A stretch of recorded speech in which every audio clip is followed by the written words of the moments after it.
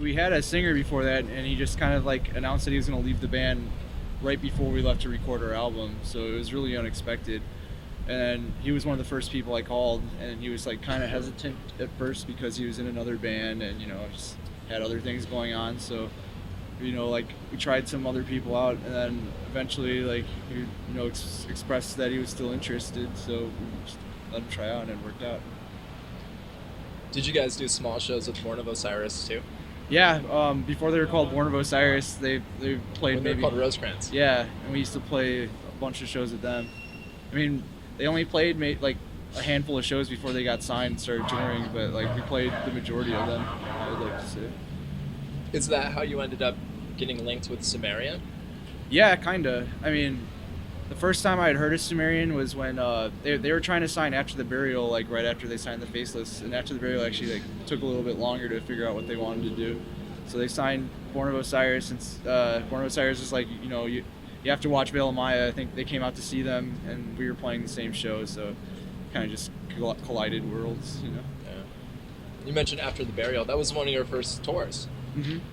Yeah, we've known them probably since our bands have started. We've always been playing shows together, touring before we were even signed or anything like that. Are there highlights from that first tour? With After the Burial? Yeah. Oh, yeah. I mean, so like I think the worst show that we've ever seen was on that tour. Oh yeah. Just like I mean, because we booked the whole tour ourselves off of Myspace. So like, you know, a few shows are just like some kids in their parents' garage that didn't do any promotion at all. They just wanted to see After the Burial or Veil of Maya live. Like I think they tried to pay us with like some cheeseburgers from McDonald's or something like that. Like I don't know. It's interesting. Would you guys play basement shows too on that tour? Yeah, I think we played a house show at this girl named Myra's house in Las Vegas, and like it's actually pretty fun. But some kids moshed into her wall and punched a hole in her wall, so it was kind of a bummer. But yeah, like we did some house shows. It was cool. And then when Sumerian came into play, I need to start over. It's all good. Like, because I know Sumerian first signed the Faceless. Yeah. And then how did you end up meeting Michael Keane? Well, he recorded. Actually, I mean, I met Michael Keane through playing shows in I think Milwaukee or something. You know, when we were unsigned, he was in the Faceless, and like we did a show together. And I think Born of Osiris introduced me to him. He had recorded their CD, so you know, like Sumerian was just using him as kind of like the in-house recording guy since it was early off in their career, and he recorded our CD. We became really good friends after that. You know? How does working with him compare to working with Misha? Well, I mean, they're both amazing musicians. Me and Misha had always talked about working together since we had met. So like, it wasn't like it wasn't like I had to decide between Misha or Keane. Like Keane had a new album to write with the Faceless, and Misha had already offered. So it's like, you know, it could be better for all of us to just do it this way, I guess. But Keane still actually recorded the vocals on the CD, so he's still involved. But yeah, both of them are extremely talented and hardworking. They both understand, you know, like my sense of music. You know, like they know what I'm going for. So I don't know. It's really easy with both of them. You know. It seems as if Misha was kind of like the filter. Like he would come up with the ideas and he would like help filter it out. Yeah, we had actually kind of planned around that on this album. Like I purposely didn't come to the studio with finished songs because we wanted to like just have a bunch of ideas and then, you know, see what he thought about them and kind of like arrange them together.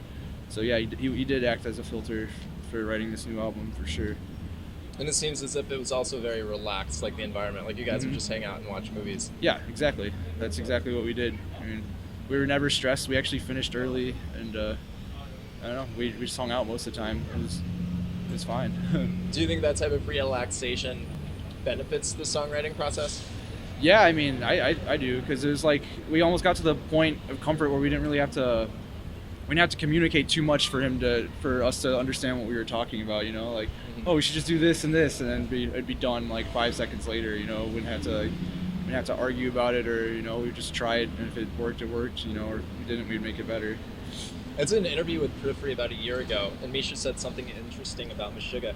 He said that what they were doing in 1995, people are finally starting to get it now. Yeah, I mean, it's almost like depressing when kids will come up to me and start talking about this new Djent genre or whatever, and then I'll be like, yeah, well, have you heard Meshuggah? And they'll be like, no, not really, you know, like, it just makes me want to rip all my hair out, you That's know? crazy. It's like, I mean, the stuff that you're listening to or labeling Djent, all your favorite music started in the 90s when you were like a toddler or something, and I don't know, people just need to research it a little bit. They'll see that, you know, all of our bands kind of derived off of what Meshuggah started. Are there other bands from the mid-90s that are just way ahead of their time? Well, yeah, I mean, there's tons, but like for Meshuggah, I mean, I don't know, none that sound like Meshuggah really, you know? Like there's a few that were kind of similar. A lot of, I mean, progressive metal and progressive rock bands, and like, I mean, I don't know, I'm a huge fan of Mr. Bungle. Like, I think that they were doing stuff that no one was doing, but I don't know. What about Faith No More? Oh yeah, for sure. I love it. What about different genres other than metal or rock? Oh, for the 90s or, wow.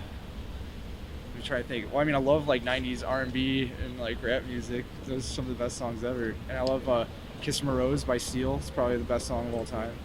That's a good song. Yeah. And I know you like Röyksopp too. Oh, I love Röyksopp for sure. Are there bands now that are ahead of their time? Yeah. Well, yeah, but at the same time, there's like, it's so easy to get your band known these days that it's just like, it's almost an overload, you know, like with the internet and everything, like it's hard. I mean, it's hard to find something that's actually different because someone can rip it off 5 minutes later. It's so easy, you know. It's so easy to start a recording studio in your bedroom as opposed to having to save up, you know, thousands of dollars to get a song done like it used to be. So how do you separate yourself from that as a musician? Well, I mean, when we started this band, like I had a goal in mind, just kind of like to play technical and progressive music, but kind of make it a little bit easier to understand for, you know, your average listener. And I've just kind of been building off of that idea, and like, I mean, I'm pretty fortunate that it's been catching on the amount that it has been. But you know, I never expected it to go too far, so I'm just gonna keep pushing it as far as I can. You know. What was the tipping point for Bela Maya where you realized that people were into it? I don't know. This whole last year or so of touring has just been like a wake up call. Like every show has been, the reactions have been awesome, and everyone's been super positive, and like we put new songs up and people seem to be reacting well to them. So I mean, I don't know. I still have no idea how long it'll last for, if any of it's permanent, but we're just gonna keep pushing it for as long as we can. Do you think it's harder for bands right now, given the current state of the music industry, to have more of an impact, a lasting impact? It's a lot harder, yeah, it is, because just because of the internet, you know, like someone's finding out your band on YouTube, they can just go to related links and then click 15 other bands that sound like that, or like, you know, like you just get lumped into these bands instead of people going to the store and buying it and just treasuring it, you know, like your CD gets listened to and forgotten about in like a day. So it's a lot harder to get people to really care, I guess, right now. Do you ever question yourself and just being in the band? Are there days where you just don't want to do this? Well, no, I mean, I love playing music, so I mean, I don't have a problem ever doing that, you know, and the fact that I get to do it in a band and tour the world is super awesome.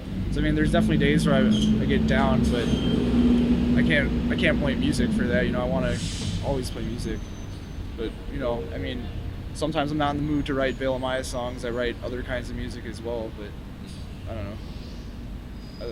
I can't. I'm never mad about music ever. On the topic of timeless records, like we were talking about earlier, what are the ingredients to a timeless record? Ooh. Well, our label would say culturally significant is one of the big things our label likes to say. And I mean, if you think about it, it's pretty true. But I don't know, like there's albums with progressive music, it seems to be like it's never going to be like the pop music or whatever, but there's always like a place for it, you know. It's never really going to diminish, or you know, it's always just going to be thriving because it's never in style, so it's never out of style, I guess, you know what I mean? Like I think Close to the Edge by Yes is one of the greatest albums of all time, but like I think it's timeless. I think if it came out right now, it'd still be just as amazing as it was in the 70s, you know. So as you're touring, is the market still oversaturated? I mean, you were talking about that earlier about how they're just a clutter of bands, but do you feel that when you're on the road touring worldwide? Well, sometimes if it's like there's a lot of tours going on, there'll be, you know, bands that are similar to our style, like playing the same cities at the same time. That's kind of frustrating because it'd be easier if we were just all on the same show and everyone's fans could just, you know, get along together.